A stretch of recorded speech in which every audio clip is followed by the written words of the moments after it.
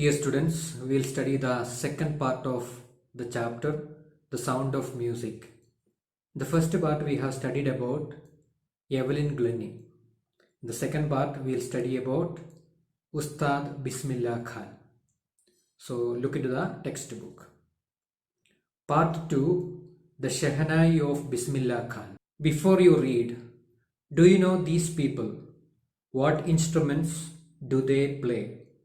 So the beginning of the chapter there is a picture and you will see some people playing some musical instruments, and a question is placed there.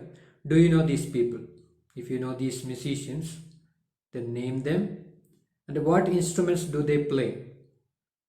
Pictures of musical instruments are there along with those people. And do you know the names of all those musical instruments? That is the question. If you know, well and good. If you don't know, then find out the names of those musical instruments. Now think of the Shehnai, and the first thing you will probably imagine is a wedding or a similar occasion or function. So when we think about this particular musical instrument Shehnai, immediately you will be remembering some marriage functions or functions like that, because this particular instrument is used in marriage functions, especially in North Indian side. And a person with whom we can connect very well with this instrument is Ustad Bismillah Khan. He was a great Shehnai musician, and we are going to learn about him only, how he got interested in this particular musical instruments, and what are the achievements that he got in his life. All those things we will see in this chapter. So pay attention and let's understand about this particular musical instrument called Shehnai, and also about Bismillah Khan. Look into the first paragraph.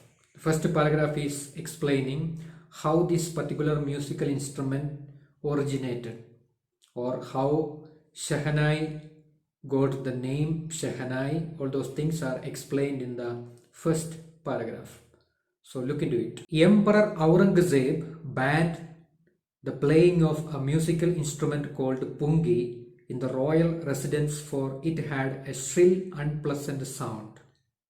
So when Aurangzeb was emperor, so he banned means restricted or lawfully stopped playing of one musical instrument called Pungi. The reason why it was banned, because it was having a shrill, unpleasant sound. Shrill means high pitched noise, very high pitched noise, and it was very unpleasant to listen. It was not at all so sweet to listen. So Aurangzeb got angry and he stopped playing this instrument in the royal residence. Pungi became the generic name for reeded noisemakers. And this Pungi, this name is given for all the musical instrument which is reeded. Reeded means having holes on it. I mean, there are instruments which need to blow air into it, then only it will make sound. So all those musical instruments which need air for making noise, or into which the air is blown and the noise is being made, those kind of instruments, the general name was Pungi. Few had thought that it would one day be revived. So few people thought that after some time this instrument again it will be allowed to play. Revived means restored or brought back to life. That is what is the meaning of revive. A barber of a family of professional musicians who had access to the royal palace decided to improve the tonal quality of the Pungi. Then there was a barber who was having access. Access means permission to go to the royal palace, and he was from a musician's family. He was having good taste in music. So he thought of changing the sound of this Punki. So make some improvement in the tonal quality of this particular instrument. That means changing the tone or the sound of musical sound of that particular instrument.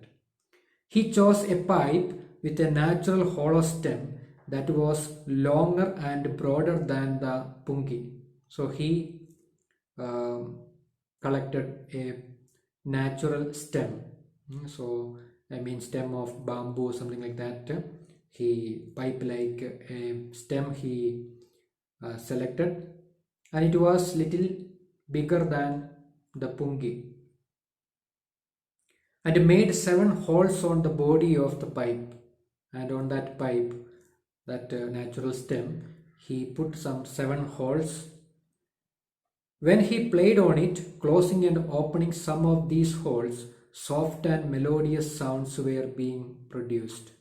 So after putting the holes on that natural stem, he started playing it, checking the sound, closing and opening some of the holes, and it started giving very melodious, very sweet sound, producing very sweet sound. He played the instrument before royalty and everyone was impressed.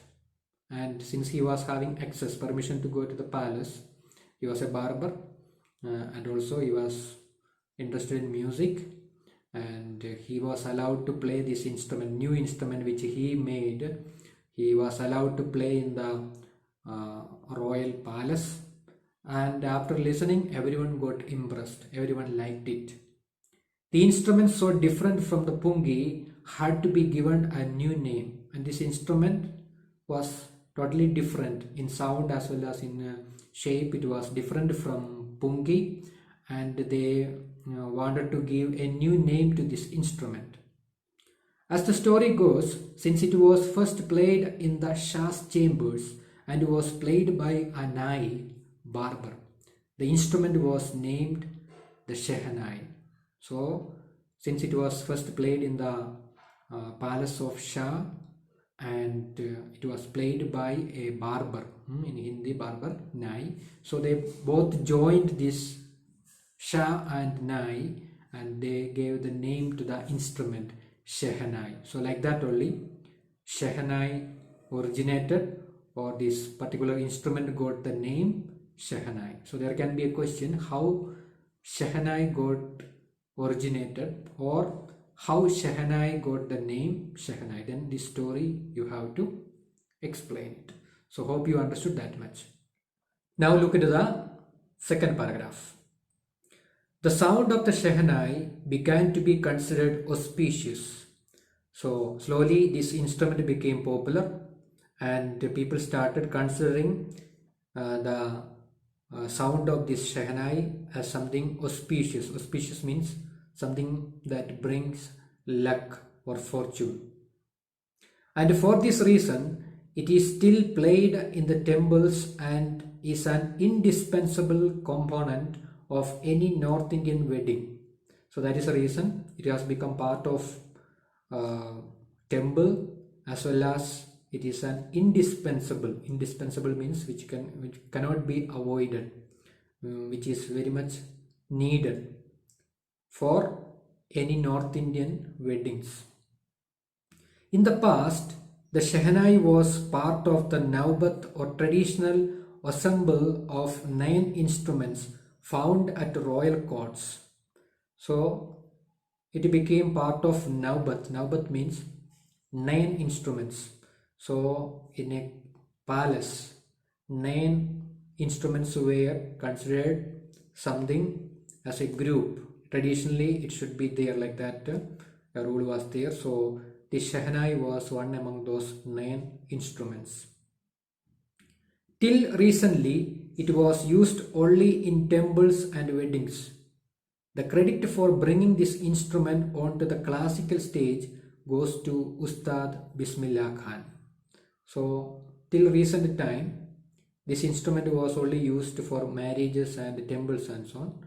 But this instrument is being started used on the stage for musical concert, and that credit goes to Bismillah Khan. Bismillah Khan only brought this instrument to the stage for performing music. Otherwise, this instrument was only used for marriages and in temples only. So that credit goes to Ustad Bismillah Khan. Now we are going to see about Bismillah Khan, his childhood and how he got interested in learning this Shehnai and how he became expert in that. All that we are going to see. Before that, have you seen Bismillah Khan playing music on the stage through this Shehnai? If you have not seen, I will show you one video, and after that we will continue learning about Bismillah Khan.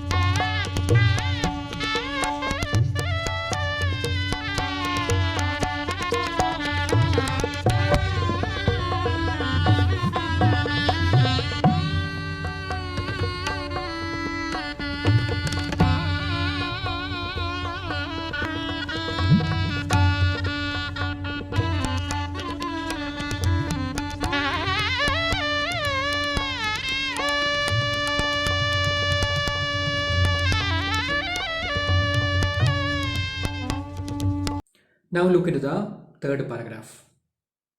As a 5-year-old, Bismillah Khan played gilli danda near a pond in the ancient estate of Dumraon in Bihar. So, just 5-year-old, Bismillah Khan played the games of children like gilli danda, and he was moving around in a place called Dumraon in Bihar. So, Bismillah Khan is from Bihar only. He would regularly go to the nearby Biharji temple to sing the Bhojpuri Chaita, and he was interested in music in his early childhood also, and he used to go to one temple, and there he used to sing some Bhojpuri Chaita, some bhajans like that, at the end of which he would earn a big laddu weighing 1.25 kg. And at the end of that singing and all, the local Maharaj at that time, the local king, used to give him a laddu as a gift, quite big laddu, 1.25 kg laddu he used to get. This happened 80 years ago. This all happened some 80 years ago. And the little boy has traveled far to earn the highest civilian award in India, the Bharat Ratna. So, and afterwards he grew up and he became so popular and he became a big musician. And the first gift that he used to get was a Ledu, and finally he got the highest civilian award that an Indian can get, that is the Bharat Ratna. Born on 21st March 1916, Bismillah belongs to a well-known family of musicians from Bihar. So when he is born and all is given 21st March 1916, and he was belonging to a musical family, a musicians family from Bihar. His grandfather Rasul Baks Khan was the Shehnai Nawaz of the Bhojpur King's court. His grandfather was a well-known musician, and his name is Rasul Baks Khan. He was a Shehnai Nawaz of Bhojpur King's court. His father Paigambar Baks and other paternal ancestors were also great Shehnai players. His father also was good at playing Shehnai, and also his paternal ancestors, his father's side, most of the men were interested in playing this Shehnai. The young boy took to music early in life, and this Bismillah Khan, in very early age, he was taken to music, or for learning music. He started in his very early age. At the age of 3, when his mother took him to his maternal uncle's house in Benares, now it is called Varanasi, Bismillah was fascinated watching his uncle practice the Shehnai. So when he was just 3 years old, he was once taken to his maternal uncle's house. Maternal means mother's side. So mother's brother's house. He was taken. That was in Benares. Benares, now it is known as Varanasi. And he was so much fascinated, very much interested when his uncle was practicing Shehnai. Soon Bismillah started accompanying his uncle Ali Baks to the Vishnu temple of Benares, where Baks was employed to play the Shehnai. So this Ali Baks, his uncle, was working in a temple as a Shehnai player there. So since he got interested watching his uncle playing this Shehnai, he started accompanying his uncle when he went to the temple. Accompanying means go along with. Ali Baks would play the Shehnai and Bismillah would sit captivated for hours on end. So Ali Baks, his uncle, will be playing this Shehnai in the temple, sometime many hours, and Bismillah Khan will be sitting and watching that. Captivated means completely lost. Means so much interest he was having, so he will just sit and enjoy watching Ali Baks playing this Shehnai. Slowly he started getting lessons in playing the instrument and would sit practicing throughout the day. Slowly he also started practicing, learning this Shehnai, how to play it, and sometimes he will practice throughout the day. Whole day he will be sitting and practicing. For years to come, the temple of Balaji and Mangalmaya and the banks of Ganga became the young apprentice's favorite haunts where he could practice in solitude. So slowly some places became his favorite place, regularly visited place. Haunted place means regularly visited place, like the banks of Ganga, side of Ganga river, and also some temples like Balaji and Mangalmaya, maybe there some temples he used to go and sit in solitude. Solitude means all alone. So sit, and he used to practice this Shehnai. The flowing waters of the Ganga inspired him to improvise and invent ragas that were earlier considered to be beyond the range of the Shehnai. And sitting there alone, especially nearby the Ganga, listening to the flowing of water, he used to improvise and even invent. Improvise means make some changes or make some improvement in some ragas, or some new ragas he invented. And up to that time, musicians, Shehnai musicians, never tried that way, improvising or making new ragas with the particular instrument called Shehnai. But he started improvising or finding out new ragas.